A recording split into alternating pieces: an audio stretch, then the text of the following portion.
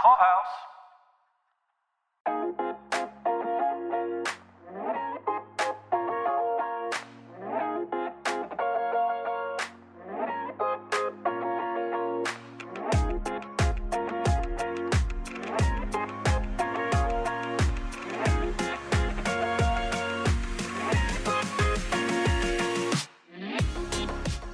Welcome to Decorating the Set from Hollywood to your home with your hosts, Beth Kushnick and Caroline Daly. Welcome to Decorating the Set from Hollywood to your home. I'm Caroline. Hey, Beth, how are you? I'm great. I'm so excited today. We have been doing this podcast for 5 seasons across nearly 4 years, and we've talked about countless numbers of your projects, but we never really got to deep dive into them. Like, I never really got to deep dive with you, which I'm so excited to pull back the curtain in detail on one of your jobs. So this week, we thought we'd deep dive into one of your most classic films, 1990's Reversal of Fortune. I'm really excited for this discussion as well.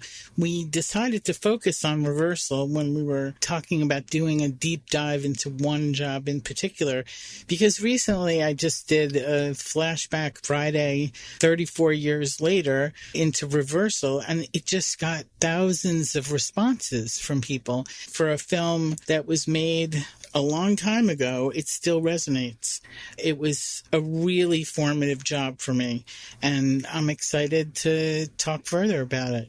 I got to watch this film and get to talk to you about it, which makes me thrilled because that's so exciting for me to actually be able to see your work. I was teasing you before we got on here that I was like, Beth, touch that vase. I was like wanting the actors like, get out the way. I need to see all Beth's like individual book choices and like all this. It was so much fun to watch. I'm so glad we get to talk about it. But for those of you guys listeners who do not know Reversal of Fortune, let me tell you a little bit about it. It was directed by Barbet Schroeder. Reversal of Fortune was based on Alan Dershowitz's 1985 book about the case Reversal of Fortune inside the von Bülow case. This is just a quick summary. So when socialite Sunny von Bülow, played by Glenn Close, inexplicably slips into an irreversible coma, her husband Klaus, played by Jeremy Irons, is arrested and convicted of attempted murder. Klaus hires showboat Harvard lawyer and law professor Alan Dershowitz, played by Ron Silver, to represent him on appeal for a new trial. Though unconvinced of Klaus's innocence, Dershowitz enjoys a challenge, and together with a group of his students, which I completely loved, looking at each of their faces and being like, I know all of you, that they all fight to have Klaus's verdict overturned. This was an amazing movie for like who's who. There were so many faces.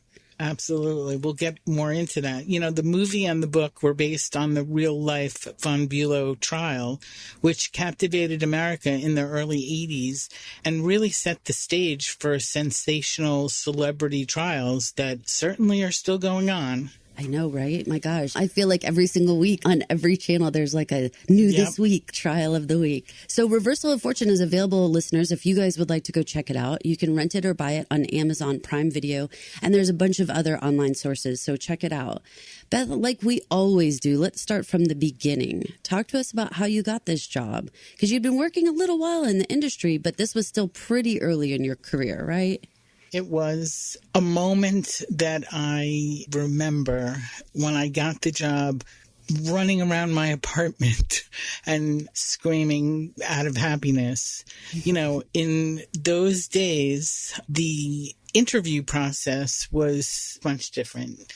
You went with a portfolio of photographs of your work, and I think in a way more of an expectation really to have expertise in a lot of different ways. You know, again, this was all pre-technology. So I did the interview process, and that sometimes happens on the phone or later in my career doesn't happen because I'm going back to work with people that I know. But this was a new production designer who's no longer with us, but known for being quite the character. His name was Mel Bourne, most famous for many, many of the Woody Allen movies that he designed, and sort of a tough nut to crack. And I just really remember getting the phone call. And for the first time, I felt like it was a real achievement. And this was all before I even started the job. So did you know this story before you actually landed the movie? Because I'm going to share my age a little bit. Freshman year of college was the O.J. Simpson trial for me. And so I hope my parents don't hear this one, but I missed an awful lot of class watching O.J. So from my understanding, this trial was much the same, that people were really tuned in and everyone wanted to know the details. Yeah, riveted. Yeah. Were you familiar? Did you know much about it? I knew what the New York newspaper headlines really were talking about, and there were some really crazy headlines. As a matter of fact, there's a scene in the movie when Klaus sees either a New York Post or a New York Daily News headline in a newsstand. But I wasn't extensively familiar with it. I was familiar with the fact that Sunny von Bülow spent years of her life in a coma, and reading the script and realizing what had to be done, the most interesting thing to me was that this hospital room had to be made almost as her home, and it was transformed by her family to be at the level that she lived at and decorated at.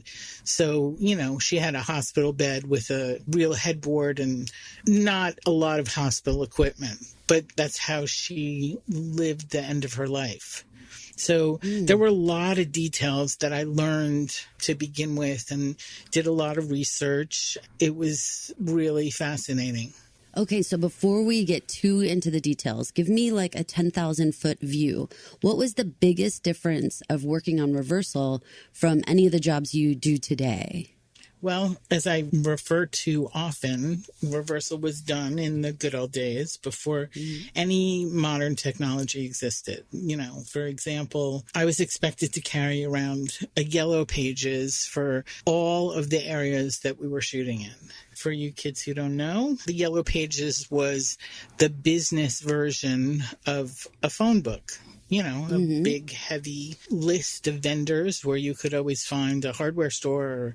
The way in which things were done were as if you were doing everything by hand. There was no support of technology. It was a different time, totally different mindset. I didn't ever have communication at my fingertips. I never was able to share photographs. It made for an interesting process between the set decorator and production designer. I mean, especially on this job with the level of antiques, I would start off going over sets and maybe going with Mel to a particular prop house and selecting things, starting the whole list for each set together because there wasn't this immediate process. Here, snap a shot and text it. It was really different. The one thing that has not changed is this expectation to always be prepared. That was certainly Mel's expectation. And I'll tell you, when I didn't have that Long Island yellow pages in the back of my car, I took a beating. No. Yeah, it was rough, but I learned a lesson. I advocated for myself, and it taught me a lot. It really was the first time that I was determined not to break. I love it. And, resilience, right? In a way, it's still the same. My depth of knowledge, of course, all these years later, and technology has informed and helped my work. But this was a truly formative experience for me. Reversal tells the story of very rich people in very lush settings. You completely feel the opulence on the screen. Like when I was watching, my eyes were like straining, looking at all the different fascinating things that they must have picked up on their travels and just hand-me-downs, throughout so many generations in the family, like all these heirloom pieces and antiques. I was fascinated by all your choices. So I imagine you must have had an unlimited budget to bring these sets to life. No, Caroline, Never. That's not the case. How did you do this? The look of the movie is extremely high-end. That was the overriding directive for the selection of everything. I mean, down to every teacup, everything was to be at this level of high end. But much of the budget, unfortunately, went to pay the blockbuster cast. There were 4 Oscar nominees and winners in this cast, and I needed to be very creative with the money available, together with a very demanding and, as I've said, little difficult production designer. It was the biggest challenge I had faced in my career to date. I said the story here about your famous ingenuity at work. I don't see any scrimping on luxury on the screen. So how were you stretching your dollars? How were you possibly doing this? Well, I was really lucky at the time that I had met someone who had a company that manufactured linens. And it just was amazing timing. This all came to me because if you've seen the movie, you know a lot of it takes place in bed, because before Sunny is in a coma, she still spends a lot of time in bed, and the linens needed to look very real for this level of character. So I got linens, product placed. They were beautiful. They had a lace trim and they were different. And I got them for free. Securing that product placement as Glenn Close's character is asleep or unconscious or in a coma in bed for most of the movie, it gave me cred with Mel. And then it also gave me a huge part of my budget that was taken care of. And not only that, I really felt like they were the right choice. They started to inform the rest of their bedroom. And to me, in work that I've done, I feel like they're some of the most iconic things that I've ever placed on set. So it was exciting. It was great. Well, one of the calling cards of your career has become your flower arrangements, and I am not exaggerating. There's one scene where I was watching, and there were some other people in the room, and they were like, look, I'm not exaggerating, Beth. They were like, look, there's a flower arrangement when the camera looks that way, and then when the camera looks the other way, there's a different flower arrangement. Like, they were like very into the fact that there was like different ones around the room. It was such a funny thing for them to notice, but I was like, yeah, I've got to know, was reversal the birth of Beth and flower arrangements? Sort of by default. It started with an incredible expectation of doing Christmas, and unfortunately, I think it was a matter of timing and a matter of, let's just say, a misunderstanding that the vendor that I had relied on to do Christmas didn't get it right. And when that was delivered, it was another moment for me to be in trouble. And I decided that day that I was not going to let that happen again for the rest of the job, almost the entire job. So I took it upon myself and I just started doing the flowers myself. And it was interesting. The style in that era was less about arranging and more about like the quality of flowers and, you know, like a vase with 24 roses or 30 roses or different. So it was sort of easy arranging. I started my day most days during the week in the flower market in Manhattan at 6 a.m. And I functioned on my own, and I tried to stay afloat under the pressure. And let's face it, I was young and I was determined to accomplish this, because talk about the set being another character. I mean, this was really the first time that I ever understood that concept, you know, that we were tasked with presenting the richness and this elevated lifestyle. And it was really pivotal to the script. You had to understand their lifestyle in order to understand their story. And the that was coming through everything you were doing. Right. Absolutely. So we talked a lot so far on our seasons about your work on TV, but tell us a little bit more about how this process works when you're doing a film, because we don't know that much about how you do your collaboration. I know in television you were very clear that it's very collaborative, but in this case, do you have a lot of interactions with the director? Do you get your marching orders more from the production designer? How does it work? It always has been for me extremely collaborative, almost more so in movies because the time structure is different. In TV, we're always prepping one episode and shooting another, so you're pulled in a lot of directions. But on a film, and in those days, there was more prep time. You really did get the time to do the research and interact with all the department heads and talk collaboration and what their needs were and what Set Dec can provide for them. So I think it's more involved on a movie.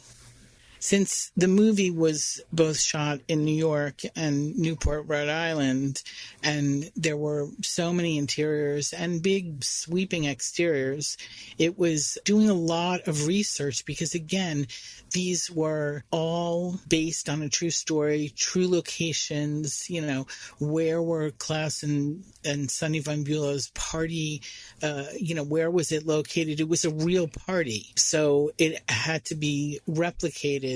All these things, their New York apartment and their existing buildings. So there were a lot of details and research that connected all the dots from the start. Then that ends in the real reality of it, and then the priorities of what's important to see and what we can afford. So it's always putting all of that together. We had locations in Manhattan, for instance, that were like commercial locations, whether they were an event space or, a whole entire building that had to look like an expansive New York City apartment. So there was a lot of detail and dressing a lot of spaces that were large, that had big entries, and anything to visually depict the wealth. The size of their doors in their bedroom struck me because they would walk from the bed to the door, and it looked like they were shrinking because the door was getting bigger and bigger as they were getting closer to it. And it was like, wow, those doors are enormous. So this brings a different challenge, though, I can imagine, when these are real people. Like you said, it was a real party. These are the real homes. Is there something about that of like trying to get that exactly right? Because you know that there's family members out there and people who could say like, my mother would never have that, or my uncle would never do, was that another aspect, or what aspect of the work really challenged you the most?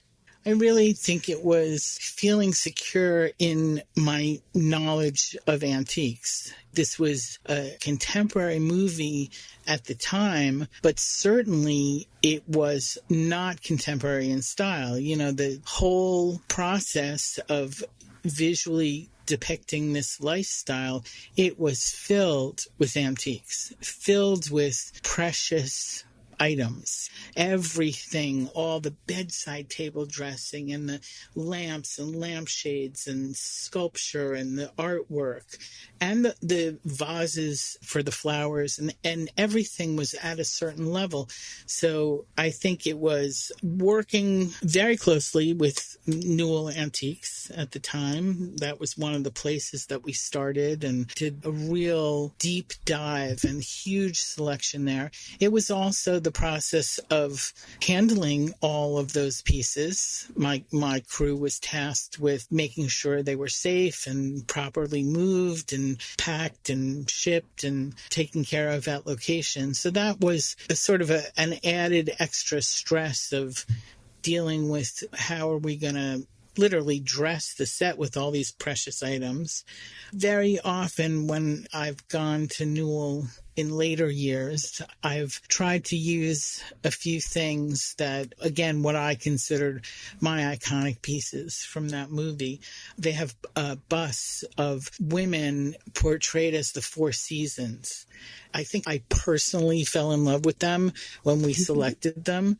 And later on, I ended up using them as sort of my own little Easter egg to myself. I used them in another TV show. I used them in most recently Rare Objects, the Katie Holmes movie.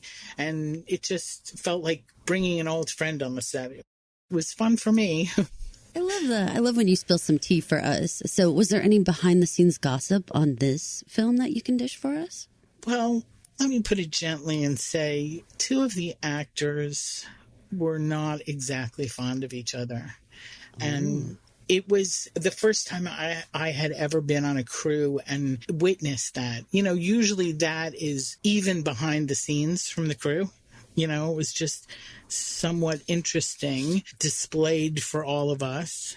One of the actors, who will remain nameless, put me through it in the most bizarre situation. I got this phone call saying that the frames that had his family photos in them didn't look as expensive as the other actors' family photos. And in fact, it was really funny because I chinced on not his, on the other actors. and I spent more than I would ever have, and certainly shopped at a retailer that was like so high end, because I was really focused on the distinction between what would be more a male item versus a female item. That was, I guess, it was a directive at the time. And it was funny because it wasn't a casual choice. I mean, I really worked hard on covering this baby grand piano and framed family photos. And it was pretty ironic because I spent the most on the ones they were complaining about. But, just roll with the punches. That's an entire aspect that we haven't talked that much about, the actors themselves having an issue with something that you chose that might work perfectly for everyone else, but for some reason they have an issue with it. That's not something that we've really talked that much about. Did you ever expect that? No, it wasn't like I could just get a text, Right. It was a phone call, and then maybe it wasn't a phone call. I'm trying to think. Must have been like a fax. Yeah. A beep. Exactly. On my beeper. Exactly. 911. It's so crazy. Right. Picture frame 911. Oh my gosh. That's so wild. You know what? You met a lot of people on this film, and people that I know you ended up working with again, but there were so many familiar faces that I saw on screen. I loved it. It was like a who's who. It really is. If you see it on TV or you stream it, it's remarkable how many actors from that particular movie have gone on to be really famous. And it's amazing how many actors I've worked with again later in my career. Most notably Fisher Stevens and Christine Baranski, both who were in The Good Fight. I did a short film that Fisher directed that, I look back on that movie. I production designed it. It's called Call of the Wily. It's about Wile E. Coyote. That's funny. It's so funny. I suggest everyone looking it up. I think you can see it on YouTube. And it's, like a 15-minute short. It's so good. So Fisher Stevens, and then, of course, all the years of Good Wife and Good Fight, Christine Baranski. It's great when that happens, when I'm on a job with someone that I've worked with years ago, especially from the actor standpoint. It was so funny when I was watching, some of the other people in the room were saying, is that Christine Baranski in the law student group? Is that her? Is that her? And I was like, no, I don't think that's her. And then literally the next scene, she comes in on the scene. Yep. I was like, oh God, you guys, that's Baranski. Come on. There was no doubt. As soon as she started talking, I was like, it's embarrassing anyone thought it was someone else. Oh, no. It was there so are funny. Such good actors, even in the student group. So Yes. Yeah, very well-known faces. And you're right. I mean, there's a depth of talent that makes the whole film elevated, I think. Yes. There's nobody who's you're like, oh, no, not that person. Small parts in that movie. No, not at all. Not at all. So after 34 years looking back, what are some of your takeaways from your time on Reversal of Fortune? It must have affected your later work. I know it had to have. It did. I think my lessons learned on that one job becoming so pivotal in setting me on my way to my next 30 plus years in the business. When I look back, it taught me perseverance. I mean, I was being tested consciously, I would say, And it created a toughening up of me that I think I needed, if I was going to survive in this business. I needed to not take it personally. And I really have been challenged. I think we all are challenged by that in our work, to separate the personal and the professional. I was so thrilled for the opportunity. I mean, I danced around my apartment like a crazy person. I felt the accomplishment, like this was a shift in my career. It was a bump up, and it served me as a calling card for many years after that. For years when I would interview for a job, I heard many a time, if you survived reversal, I know you can do this job. You're hired. And I think people felt that it was of a level, a different kind of thing than I had experienced before. So if I was ever going to stop doing this at any point, that could have broken me, and I would have gone for my alternative career opportunities. Yeah. Could you imagine if this was the end of the interview? We're like, and Beth never decorated again. Oh my gosh! It could have been bioethics. Yeah, I can tell why this job would be so important to you. I can see how much you had to work through. And like you said, the set was a character unto itself. And that's undeniable. I mean, in the film, there's nothing, you cannot possibly watch this and not look at the background, look at everything that's going on all around them. There's even a famous clip of Glenn Close in the movie where she's very serious and toking on a cigarette. She smokes their cigarette and says, "I'm going to redecorate this whole fucking place." I loved it. That I yelled out. I was like, that should be Beth's line. That's my tagline. I freaking love it. That's amazing. I heard it. I was like, that's amazing. We should all be like, that should just be like your ringtone, like everywhere for everyone. It's amazing. I love that one. So I get it, why it's so important to you, but why do you think it resonates so much with our listeners and with people who are out on social media? Why do you think you get so much engagement when you put this particular job out there? I do think that even though if you're watching it now, it has, of course, like a patina of being a period movie because it was made in 1990. It has the it feels 80s, but I think that style is interesting to people, and it's been hot again.